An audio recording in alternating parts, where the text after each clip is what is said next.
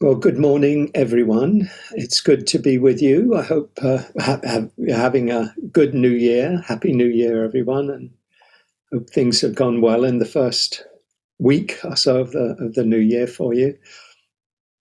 Welcome to this Sunday morning class, which is offered by the Insight Meditation Community Washington, IMCW, community founded almost 30 years ago by Tara Brach, and many different classes and events and programs all around the greater Washington area. And now that we're also, a lot of our teaching, the classes and programs are online, we're, have people from many different places joining us. And that's wonderful, wonderful gift of the internet and Zoom, particularly during the COVID period, but now as well.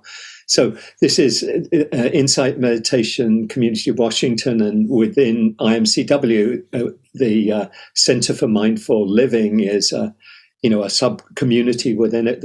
We used to have a center in Tenleytown, but with COVID, after a couple of years, we had to give that up. But it's still a very vibrant and dynamic community and welcoming community. And you'll hear more about offerings from the Center for Mindful Living. Emily has shared, I think, on there, the various links and things. So welcome, everyone. I'm Hugh Byrne, and I've been teaching a class on Sunday morning with IMCW for 20 years or so, more than 20 years now. And I share the teachings with other teachers now. I normally teach the first and third Sundays, and other teachers. Regina was teaching one Sunday a month, but now we're going to have guest teachers and some community led sessions during there. Once a month or once every couple of months as well. So so welcome everyone. I hope everyone feels welcome here. Please, if you're new or you've only been once or twice, if you'd like to put anything in the chat, where you're joining us from, I'd love to, have you feel part of this community and love to have you come back and and so welcome to everyone, and a little bit about the class. We go from 10:30 to 12. Normally begin with after words of welcome with our guided meditation. Normally about 20 minutes of meditation. Then I'll share a talk or some reflections for around half an hour or so. Sometimes it goes a bit longer. And then Emily leads us in some mindful movement, always grateful for getting into our bodies, and body really the heart of our practice of awareness, mindfulness. And then we normally have some time for questions or sharing.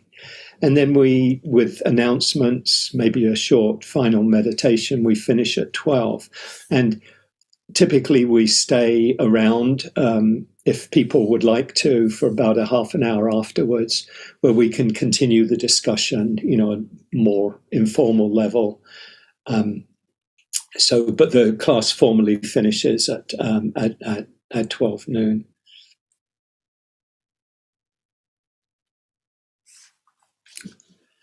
So I think with that we can begin with a period of meditation.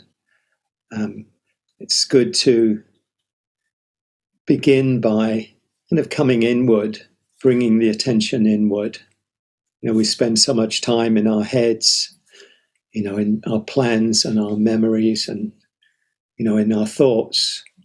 And the invitation is to just let the attention come inward, invite the attention inward into our direct experience. So you might begin by just finding a posture that's relaxed and comfortable. Whatever it is, it's helpful If you're sitting, to have a straight back, so you're not hunched over or you're not tensing to hold a particular posture, that you can sit with the sense of ease. Maybe invite the shoulders to relax. You could let your hands settle wherever they're comfortable, in your lap or on your knees or on your thighs. And if you like, you can let your eyes gently close, bring your attention inward, or keep them open. Maybe helpful to have a soft, unfocused gaze, so you're not, your attention isn't all in the kind of looking around. Just let the eyes relax.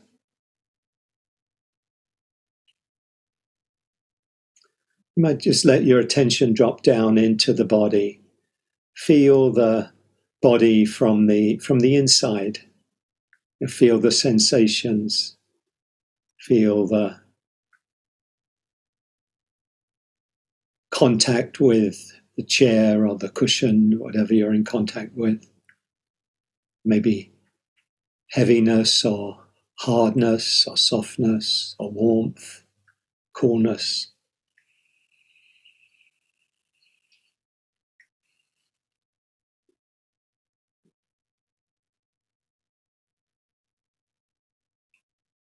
Feeling the sensations of your hands, whatever they're touching. Maybe feeling the hands from the inside out. Maybe there's tingling or pulsing, warmth, coolness.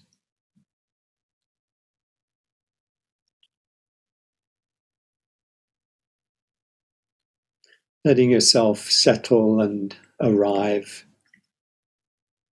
It can be helpful to take a few longer, deeper breaths as a way of just helping you settle and arrive. So be a nice full deep in breath, filling the chest, filling the lungs. And then long, slow out breath.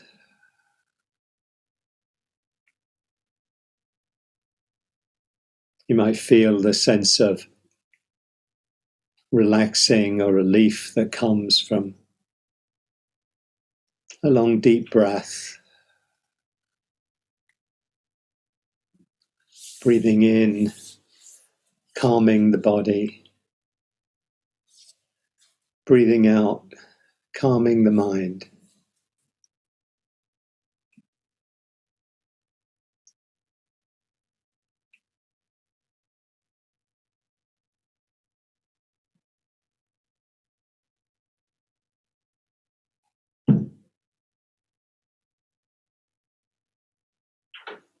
So letting your attention rest in the body, the sensations of the body.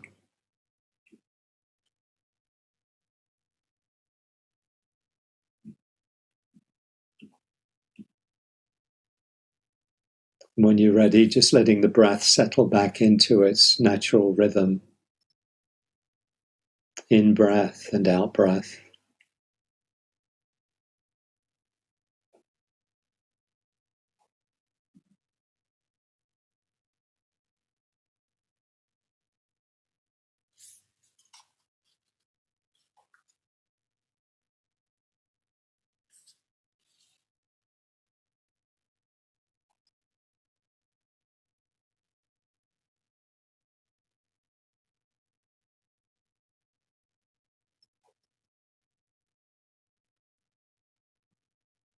As a way of kind of opening your heart. The Buddha spoke of it as gladdening the mind, gladdening the heart. Kind of inviting a sense of joy or happiness. One way we can do that is to just reflect for a few moments on gratitude. You might think of some things in your life that you feel grateful for. Maybe people, loved ones, friends. Let yourself take in, really feel as much as you can, a sense of appreciation and gratitude for what you've been given.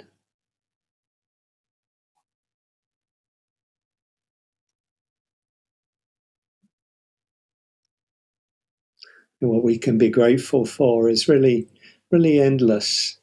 We think of, just the wonders of nature that just are freely given to us. The sun and the air and the trees and the animals. This vibrancy of life that's just here, and we can appreciate it if we're open enough to do so.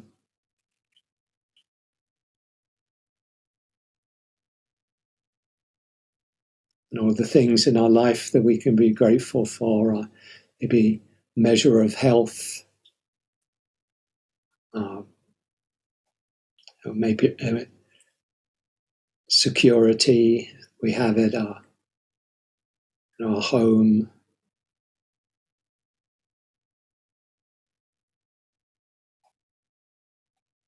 Our practice, our spiritual practice, and the role that may play in our life.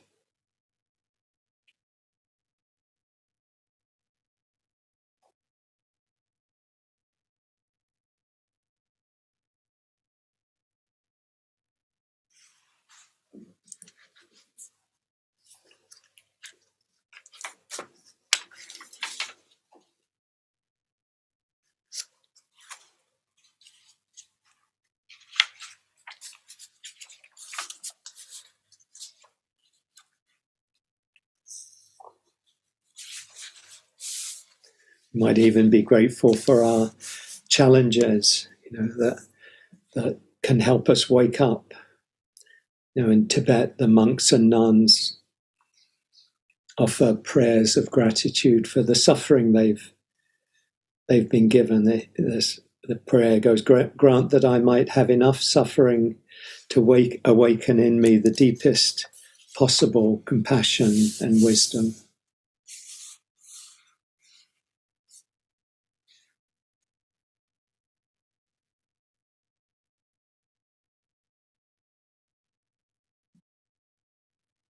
So if you can, touch into a sense of appreciation and gratitude for what you've been given.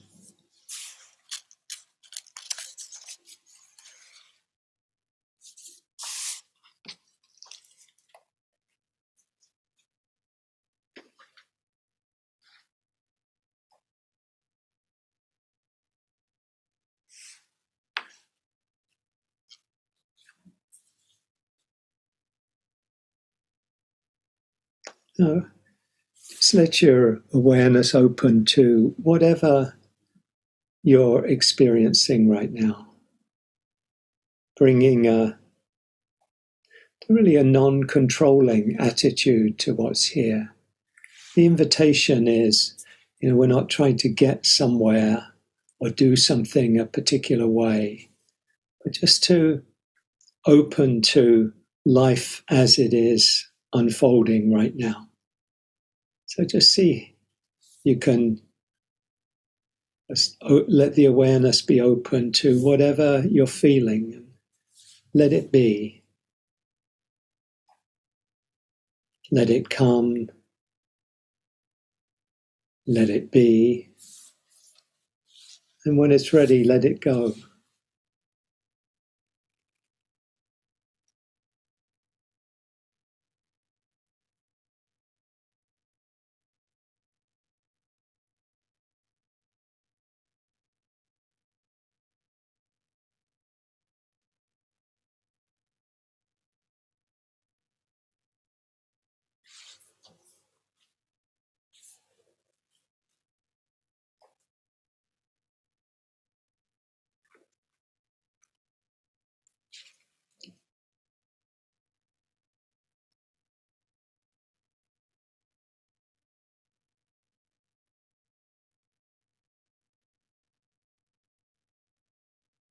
Whatever bodily feelings you're aware of right now, maybe notice what's predominant for you right now?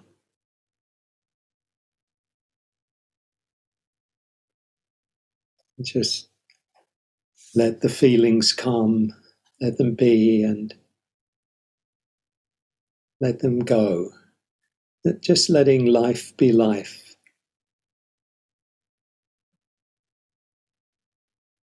Not holding on, not pushing away, not judging.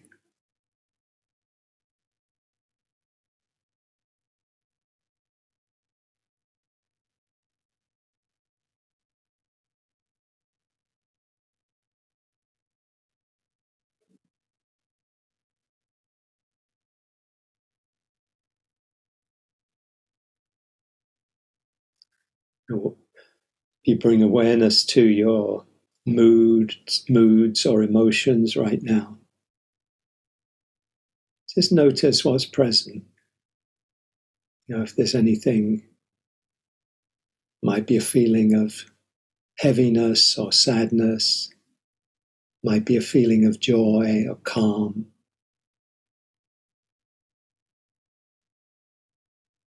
Just whatever's here, letting it come, letting it be.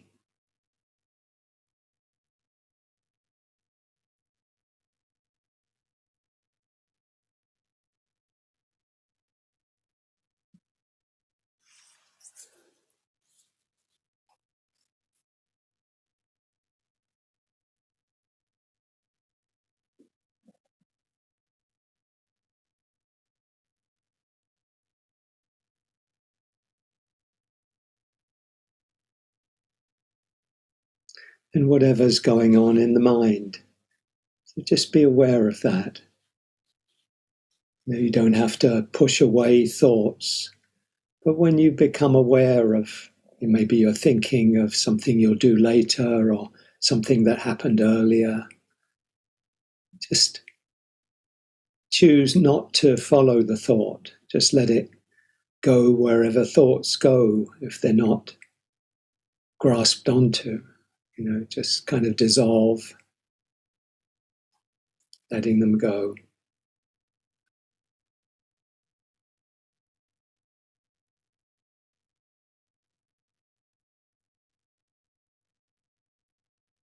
It can be helpful to have a focus for our awareness, just to kind of maintain a stable base for our attention. And for many, the breath is a very useful focus for attention.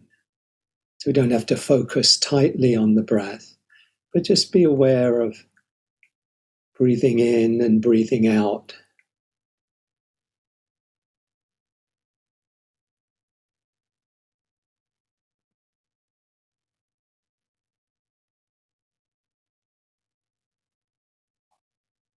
As a place to rest the awareness, and then other things will come up and you'll be aware of those. Just being able to just come back to the body and the breath.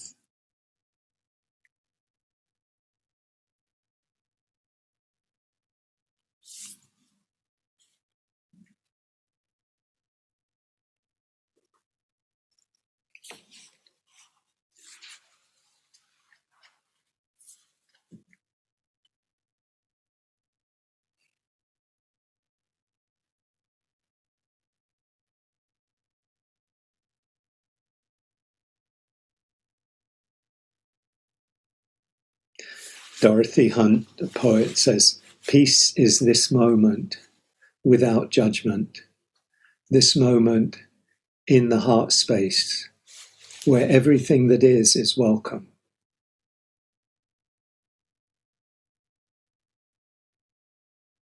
So if everything is welcome, then there's no entanglements. We don't not caught up in, I'm annoyed about this, or I want this, I don't like that. We can just, everything come and go in its own time.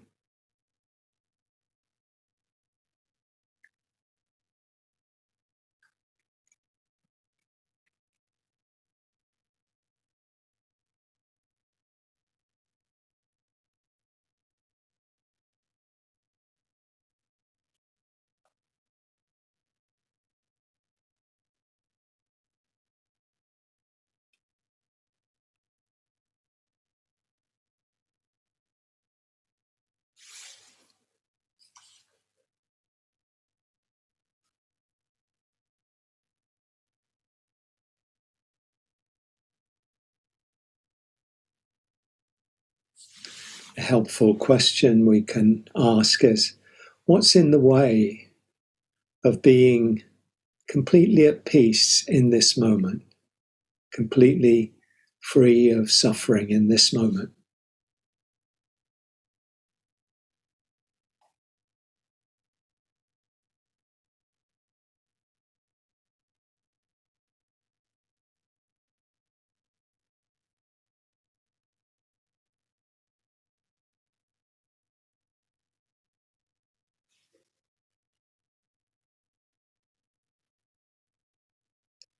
Sometimes what may come up as an answer to that question might be something like, yeah, but I've got this ache in my back right now.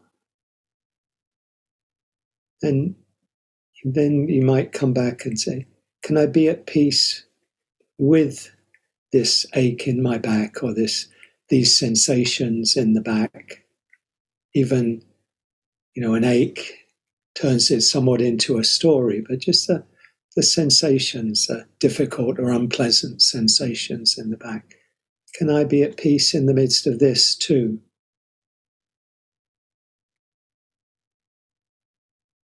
That whatever is here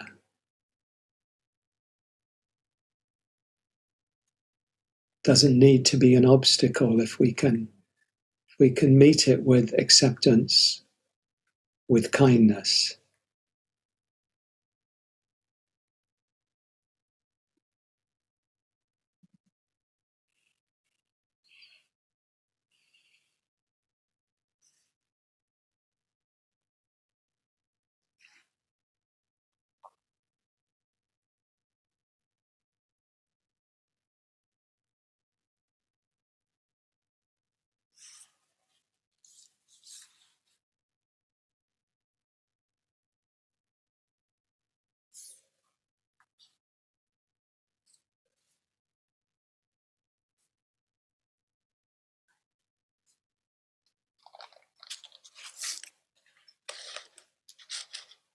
Whenever you find your attention has gone off into plans or memories or daydreams,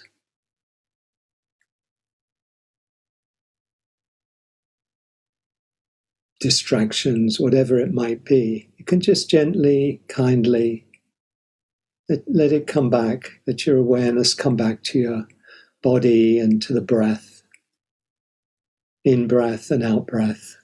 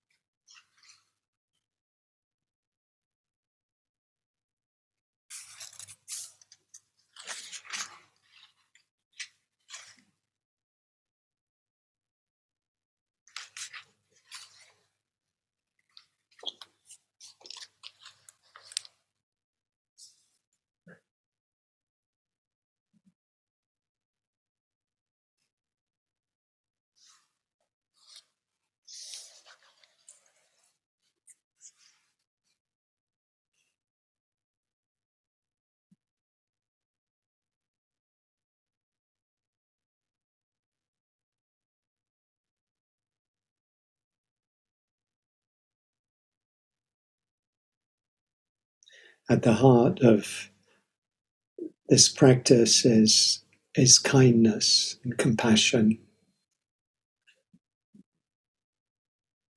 Kindness towards ourselves, kindness towards others. We'll finish off the meditation with the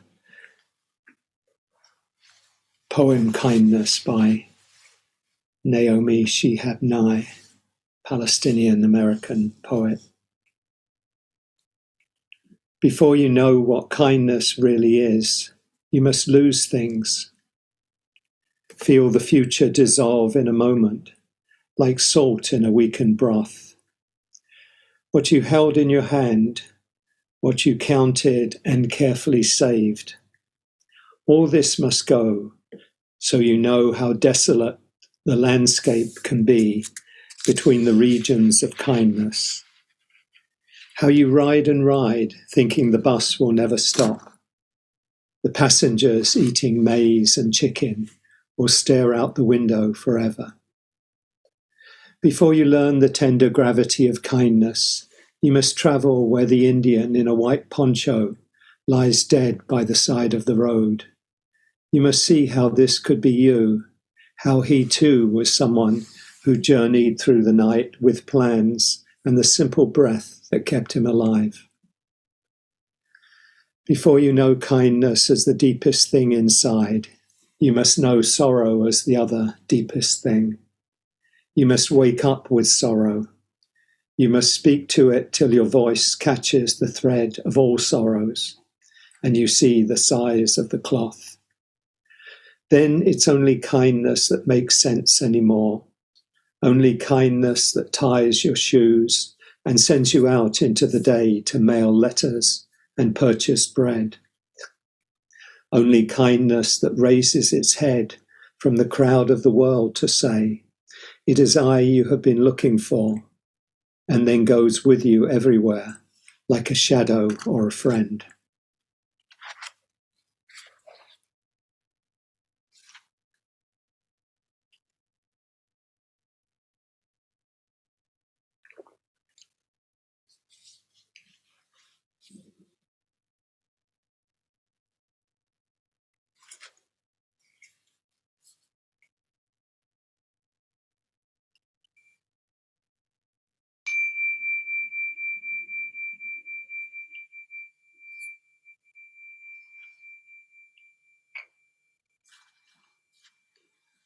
So take your time coming back, opening your eyes, coming back into the group, and welcome anyone who joined us during the meditation.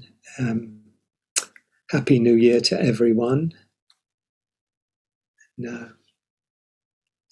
And please feel free to use the chat to share anything that comes up for you. If any questions come up, or any experiences that you'd like to share with others, you can use the chat function for that.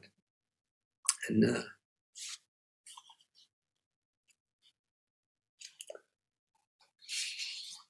so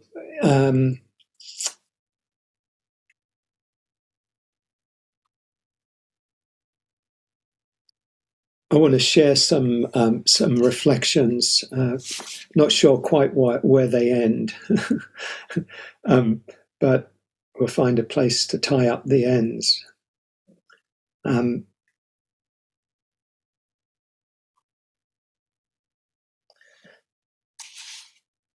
think the overall theme I want to focus on today is seeing for ourselves. One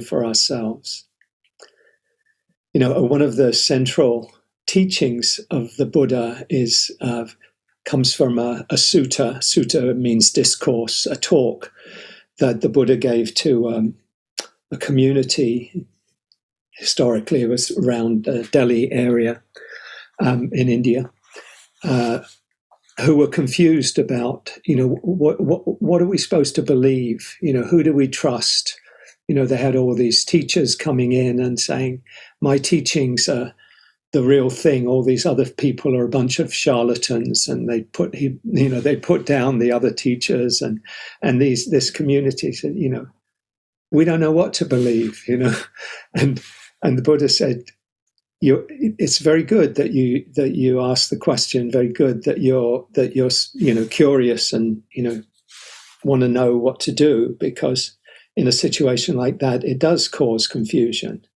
And so he responded, how do we know what to believe?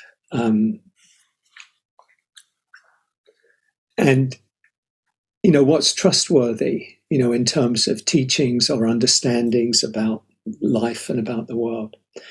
And he in this discourse, he said, don't believe things just because they're in a book, or just because it's conventionally accepted as true, or don't believe by just assuming it's true because you've heard it so many times, or it's conventional wisdom. And don't believe just because of reasoning or logic, or acquiescing, he said, in the views that you prefer. But he says,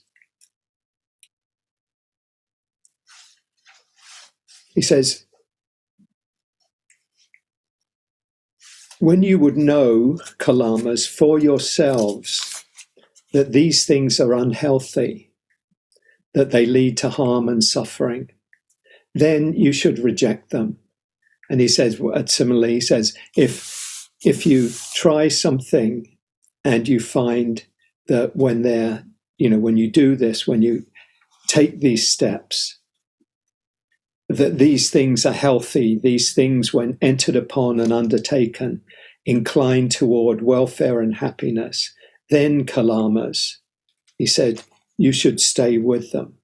So what's important, I think, about this teaching is it's a very different kind of approach to what we should do with our lives.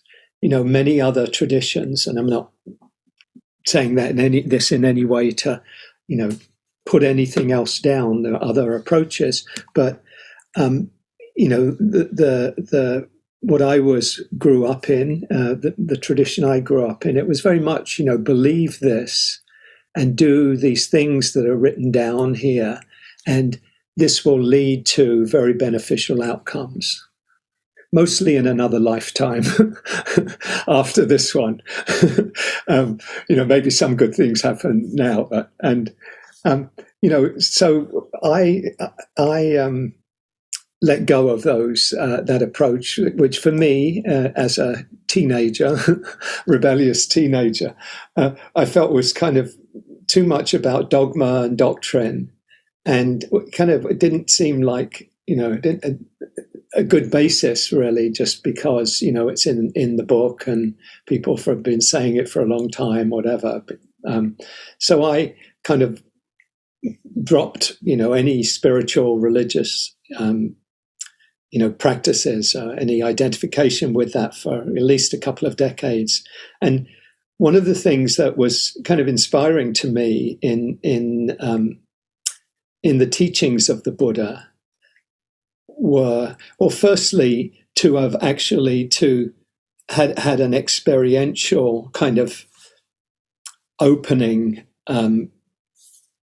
that kind of got me on the path in the first place, of kind of letting go and kind of living more, greater ease and peace and freedom. But in terms of, teachings, this encouragement to see for yourself, to test out in your own life and in your own practice, is this helpful? Does it lead to happiness? Does it lead to peace? Does it lead to freedom? Or does it lead to entanglement? Does it lead to suffering? Does it lead to unhappiness? It felt to me like it was very much in keeping with at least a more kind of scientific approach. Test, see what happens when you do this. What happens, so in this teaching to the Kalamas, the Kalama Sutta, he says, what happens if you do, harmful things? Does it lead to good, does it lead to good outcomes? And they answered him, no, it leads to harm. It leads to, suffering for yourself and others. And similarly, conversely, if you act with kindness and compassion, does this lead to, beneficial outcomes? Does it feel, positive to do that? And they said, yeah, this is it feels like this is a healthy way of acting and being. So that so this kind of testing, seeing for ourselves, for me was a felt like a more trustworthy approach to how I wanted to live my life. And so for me, it has been a practice of like, what happens when I do this? What happens when I don't do something? What happens when I don't, fuel judgment or anger? How do I feel, when I choose not to do that? What happens when I do get, angry or act in an unconscious way? Does that lead to good, positive outcomes? And and the answer I come to is, that it doesn't. That it serves us to cultivate. Well, the Buddha spoke about it as abandon the unwholesome and cultivate the good. Abandon greed and hatred and blame and all these qualities of kind of aversive qualities and qualities of clinging and greed, wanting, etc. And cultivate wholesome ones, cultivate kindness, compassion, generosity, gratitude, all of these qualities, and see what happens when you do this. And this is kind of what the foundation of these teachings. So most of us, I say most of us, come to these teachings and other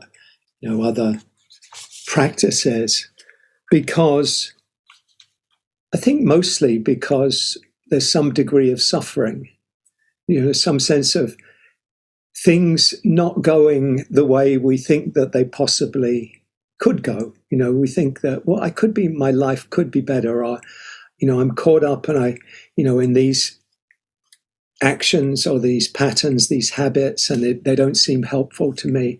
I'd like to find, is there a way out of, of these patterns, out of these habits? Is there the question the Buddha asked himself before he became the awakened one, the Buddha, when he left and started searching for freedom. His question was, "Is there an end to suffering?" And we may come to these teachings, these practices for different reasons. We may, but I think pretty much they're all about kind of living a happier life and living a life of less stress, less suffering. Untangling ourselves. So, you got to ask, well, why do we get caught up in suffering? Why do we get caught up in what I think of it as looking for love in all the wrong places? If remember that song, if you're around long enough, about 1980, looking for love in all the wrong places. The Buddha said, we're actually looking for happiness where it can't be found. We're looking for some, I think it's fair to say that we all want to be happy. The Dalai Lama often says that, he says, we all want to be happy. But we go about it in ways often that actually lead to unhappiness.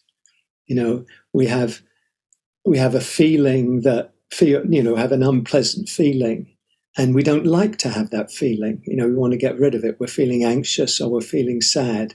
We think, oh, if I had this would make me feel better. If I had, a bucket of ice cream, or if I had a bottle of wine, or if I had a drug or whatever, some way of easing, calming the unhappiness or the sadness or whatever it might be. And for a little bit, that may give us some ease, some comfort. But ultimately, it actually only leads us to more suffering because, when we get what we like, then it only lasts for a while, and then we want more. And the problem really isn't that, typically it's not the thing that we're doing so much as the clinging that's the problem. So the Buddha talked about the cause of suffering as being clinging, and clinging is a kind of a broad term. It can include both the kind of craving, the wanting, where we're wanting something we don't have. We're wanting, or we're wanting something to be different than it is.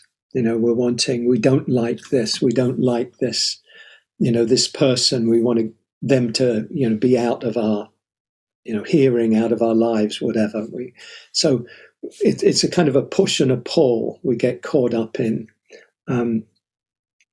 We associate happiness with things that don't actually bring us happiness, much of the time.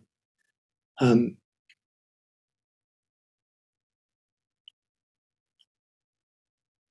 the Buddha said that clinging is the cause of suffering. It's the proximate, what leads to suffering is we're not seeing things how they are. We're not seeing what will genuinely bring us happiness, genuinely bring us peace. But we think that, short-term comfort or some sense of, pushing away the unpleasant will bring us happiness. But it actually only ties us ever more tightly into a cycle of suffering. There's another discourse of the Buddha, a short discourse, which is one I like a lot, and it's called the Jata, Jata Sutta. Jata, it translates as a tangle, and it's a story of a Brahmin coming to the Buddha and asking him a question. He says, the person comes, he says, a tangle within, a tangle without. Everywhere people are tangled in a tangle.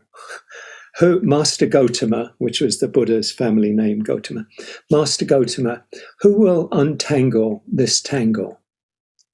So getting caught up in a tangle. So, I find this a very good descriptive word for, the way we get stuck, the way we get caught, the way we get kind of hooked into suffering.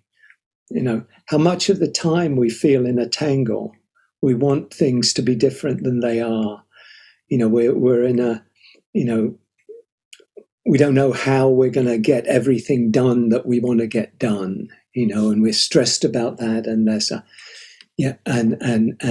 and we experience suffering in that tangle. And basically, the Buddha answers the question that someone who is trained in, what the Buddha taught us, the Noble Eightfold Path, the path of training in living skillfully, living ethically, cultivating wisdom, seeing things as they really are, and training the mind through meditation and other, wise effort and concentrating the mind. Somebody who's trained and has let go of suffering, that's somebody who has, untangled the tangle.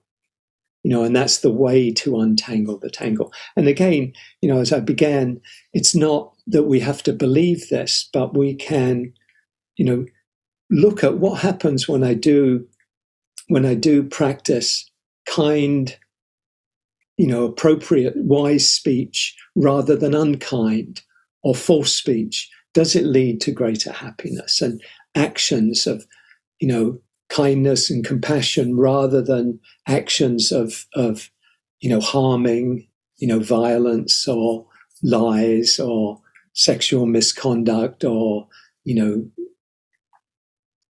taking in, intoxicants that cloud the mind, clouding the mind in ways that, that cause us suffering. So this image of being entangled, I think, speaks to the way that we get caught up, the way that we get tied to suffering. Another image or another kind of metaphor is of being hooked. in the Tibetan tradition, they have a word, Shenpa, Shenpa, Shenpa, which means being attached or being hooked. That we're like a fish on a hook. We've got we're hooked into something and we can't let it go. Pema Chodron, who American-born Tibetan Buddhist teacher, speaks about this in her book, Taking the Leap. She talks about Shenpa. She talks about it as like having an itch that we need to keep on scratching. That's the suffering. Is like we think. We feel like a desire, a want. We feel or something like we need to keep scratching, and that Shenpa is that this being hooked on. I've got to keep on doing it, and I think it's gonna improve things. If I keep on scratching the itch. But typically, what happens when we scratch the itch is the itch gets worse. Or another image of it's like drinking salt water. It's like it feels like it's quenching our thirst, but it's actually only increasing our thirst. And that's what we get. That's what we when we get caught up in clinging. That's how we suffer. There's a story. I first heard this at a retreat about 30 years ago, and it stuck with me over the years because I think it's quite a powerful one. It's about the way they catch monkeys in India, and I don't know if they still do this, but traditionally, one way to catch a monkey, if they wanted to catch a monkey, I'm not sure what they want to do with it, just get it out of their sight, or maybe if they're hungry. And the way they did it was to take a gourd, from a fruit that had a hole in, that was big enough for the monkey to get its hand in. And they put inside, I think, some really tasty fruit that the monkeys really liked. So that the monkey, and then they'd have it on a chain, to tie it so that it couldn't get away with it. And the monkey would put its hand in to grab the food. And when it grabbed the food, its fist was bigger than its hand. So it couldn't get the fist out of the gourd. So it would stay stuck. And then it would keep kind of trying to get away, but it couldn't get away because it would keep holding on to the thing that it wanted, this juicy, tasty fruit. And then it would be captured, and the people would do what they wanted to do with the monkey. And for me, this is a very, very powerful image of the way that we get caught up in suffering, because we get the thing that we want, we hold on tightly to it, and it's the holding on that prevents us from being free. So just what would the monkey need to do to get free? It would have to let go of what it was holding on to. And then its hand could come out because it's not as wide as the fist. So that, in the same way, we get caught up in what we want, what we dislike. We get caught up in the Buddha talks about as caught up in clinging that ties us to suffering. And we won't let go. And so how do we let go? How do we free ourselves from suffering? Well, basically, just like the monkey should do, but typically doesn't do, we can open our hands. We can say, okay, can I let go of just holding on? I think of it as stopping fueling the fire, stopping throwing fuel on the fire, which is what we tend to do. We want this and we think, getting this will lead us to happiness. But it actually just, as I said, just keeps us in this cycle, whether in Buddhist language it's called samsara, which is endless wandering. We keep on wandering. We kind of go over and over. And we get often kind of bemused, like, why can't I make a change? But in order to make a change, there's something that needs to be let go of. And it's really just we have to see clearly. As it said, that it's the seeing that frees us. The seeing frees us. It's the seeing that gives rise to letting go, to freedom. Because if we don't see things clearly, we'll continue with that old cycle. We'll continue the holding on. We'll continue the thinking that, this person is terrible, and all of the ways that we fuel our anger towards the person, and judgment and blame and even hatred towards somebody. And yet it doesn't actually do anything except keep us tied in this cycle of suffering. Similarly, if we're caught up in fear or in intense stress, we think, I've got to get the answer to this. If only do this and do this and do this. And then we often proliferate our thinking. We even catastrophize. We think, if I don't do this, then this bad thing will happen, and then another bad thing will happen. And we create all these scenarios in our minds. And we don't see that the way out is just to stop, just to cease doing the thing that keeps us in that cycle of suffering, like the monkey with its hand, just to kind of ease up, open the hand and let go. So it's the seeing that frees us. Eckhart Tolle, who wrote The Power of Now, he says, anything unconscious dissolves when you shine the light of consciousness on it. Anything unconscious dissolves when you shine the light of consciousness on it. So we have to do this kind of turning towards our experience and shine the light of awareness on it. And so it takes I think it takes honesty and it takes courage to do that, to turn towards our experience, particularly when we're caught up in suffering, and say, okay, what am I aware of right now? I'm feeling this tension, or I'm feeling this fear, feeling this need to do something. And then we invite ourselves to just stay with the feelings and let the feelings come, let them go, just as we did in the meditation, or practice in the meditation. And when we do this letting go, what we're doing really is letting life be life. We're letting things unfold without getting into a struggle with them. And the struggle can be pushing them away. The struggle could be holding on. The struggle can be judging ourselves, some form of separation, some form of holding on, So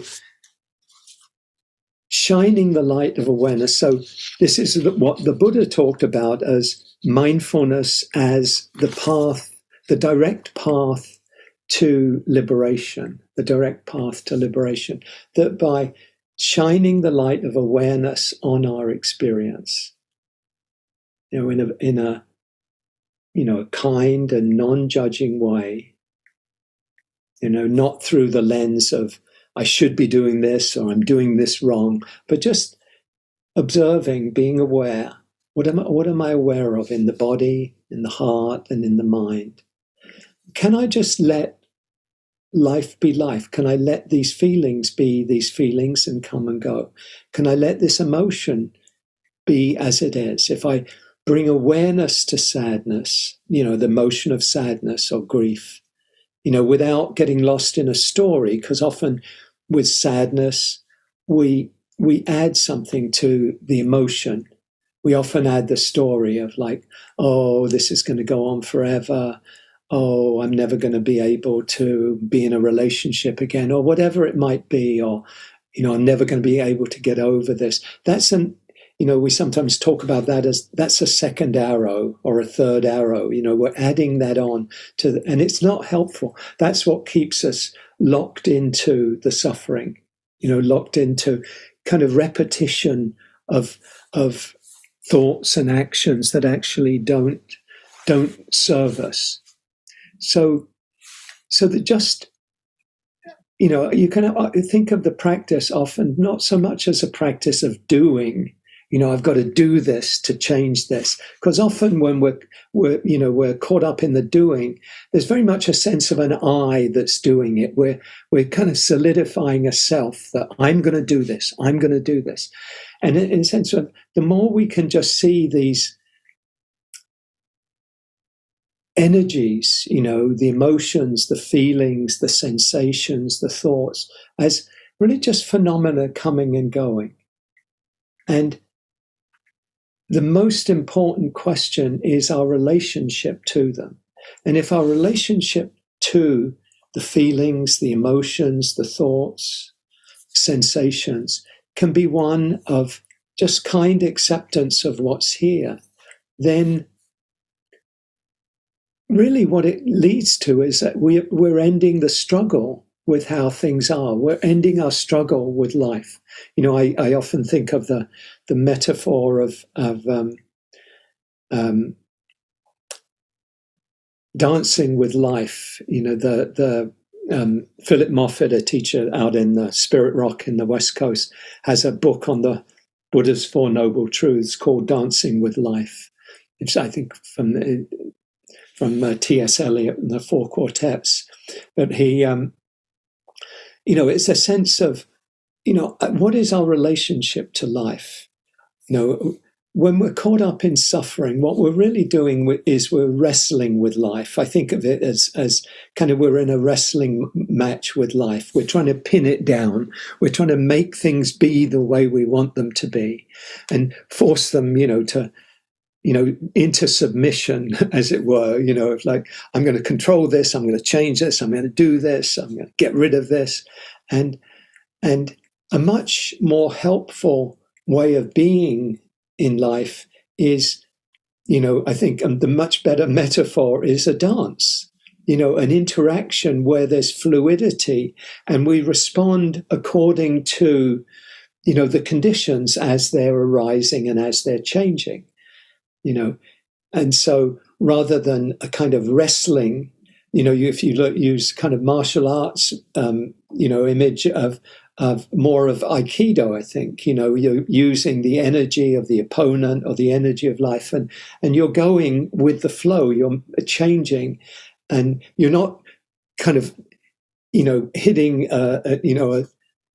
what they call it, irresistible force with an immovable object. It's not that kind of like, boom, I'm going to be stronger than this, but rather just kind of that image, I think, of the dance is a really, for me, is a really helpful one, that fluid relationship with life. And that's really what we're cultivating. In Zen, they speak about, a teacher was asked, what's the essence of your teaching? If you've been teaching for 50 or whatever years. And he said, an appropriate response, that everything really hangs on appropriate response. And appropriate is always dependent on the situation, the conditions, the timing, all of this. What's appropriate now may be different than what would have been appropriate an hour ago or tomorrow. Appropriate is always situational, contextual, and so we're in this dance to find an appropriate response to what life is, how life is showing up and how we're relating with, in life and with life.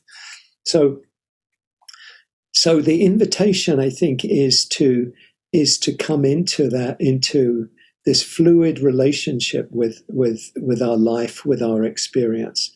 And really, much of it is a letting go and letting be. There's a quote from the 17th century French philosopher Blaise Pascal, and you may be familiar with this. He said, all of humanity's misfortunes come from man's or our inability to sit quietly in a room alone. And you think of it as like, for me at least, there's a great wisdom in that, that if we were able to sit quietly in a room alone with our emotions and with our thoughts without getting overwhelmed or whatever, then we wouldn't need to kind of act things out and, blame people and, externalize.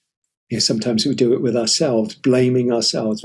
We wouldn't need to be in a struggle so much with life. We wouldn't need to be in this wrestling match so much, but we could kind of see everything come and go. Doesn't mean we don't do anything, but that our actions are imbued with that sense of the unbearable lightness of being, of that fluidity, that openness, rather than that sense of clinging and wanting to make things the way we want them to be. So, where I want to finish up today is some of you were here last week, and I spoke there about looking at the year ahead and looking at what I looked through the question Mary Oliver asks at the end of her poem, The Summer Day. She asks, "Tell me, what is it you plan to do with your one wild and precious life?" And kind of thinking about, our level of determination to really free ourselves from suffering, to live freely, and it's a good time to kind of pause and say, is there more that I can be doing? Is there more attention really that I can be putting into my practice to really see how I can let go and live more freely? And just asking the question, how important is it to give attention and to put energy into our practice, into this investigation really of life and what we plan to do with our one wild and precious life. So again, this is the first class of the new year, so I'll kind of bring back that question, to think about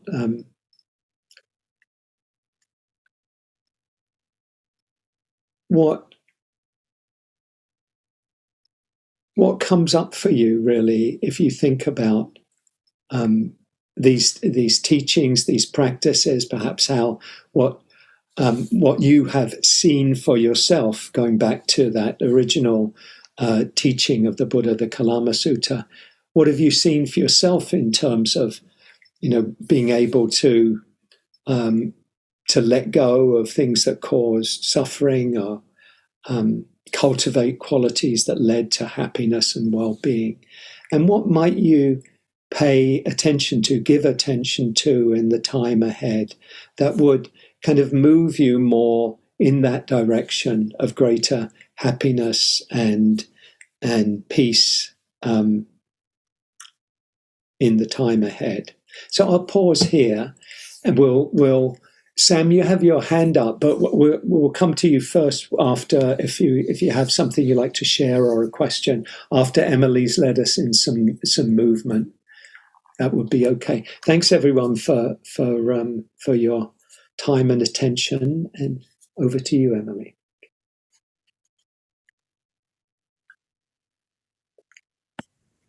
So full of thoughts now.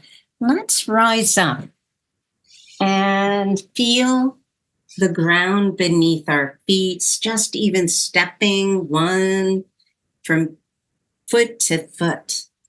And then open up slowly down by your hips. Slowly swinging your arms, taking a look at the horizon.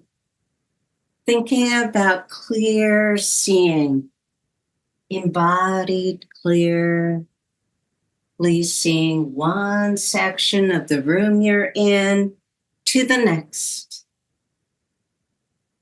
And then raising your arms up, coming up, and then open up wide to embrace where you are, lifting your arms up to reach. Exhale, soften your elbows, soften your shoulders, grasp your left wrist in your right hand and tilt, leaning over to one side. Inhale, lifting a little to lengthen and then soften, reaffirming where you are. Inhale up, switch wrists, extending over to the left, lengthening, and then testing by lifting up and lowering down.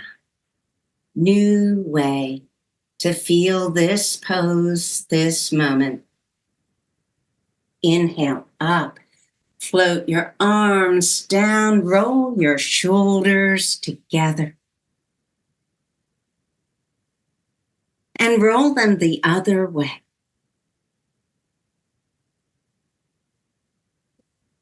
Now draw your hands up into cactus arms.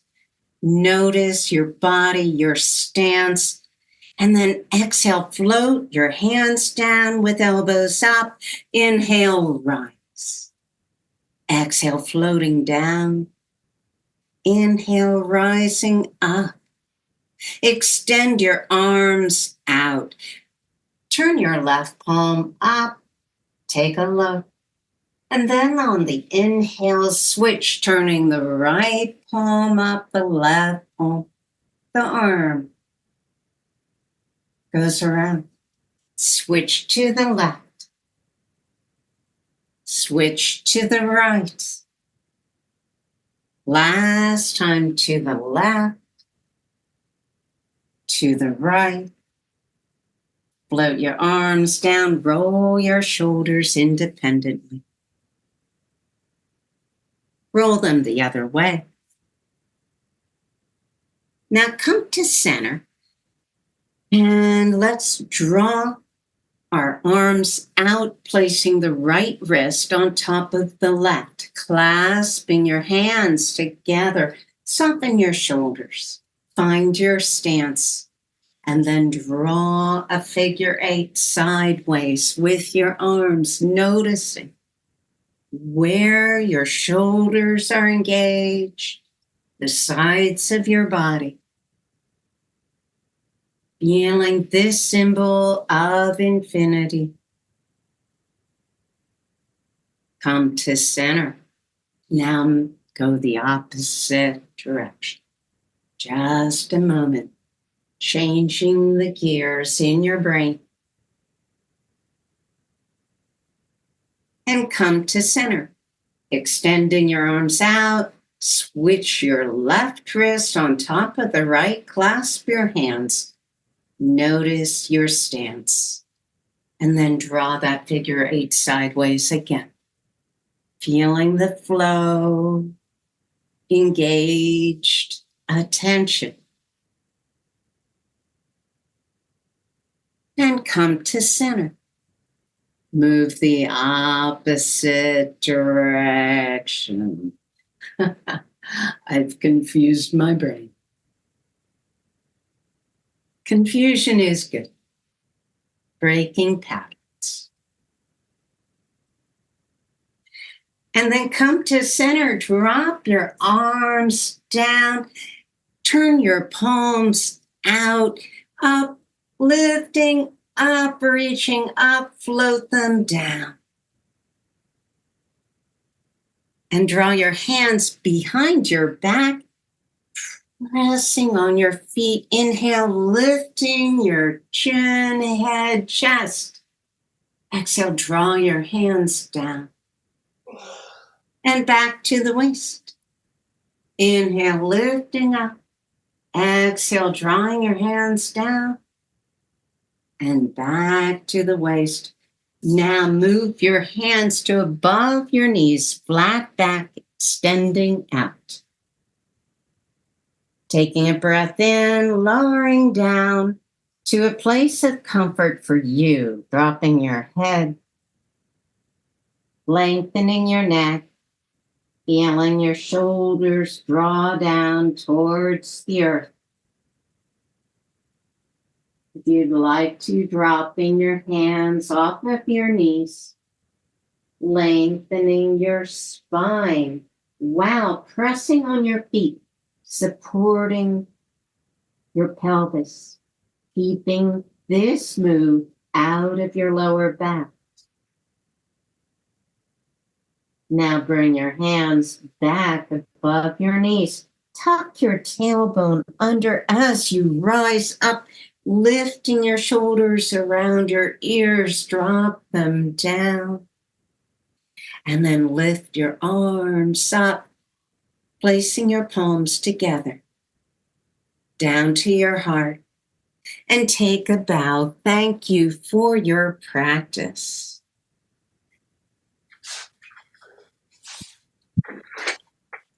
Thank you, Emily. Lovely as always. Thank you.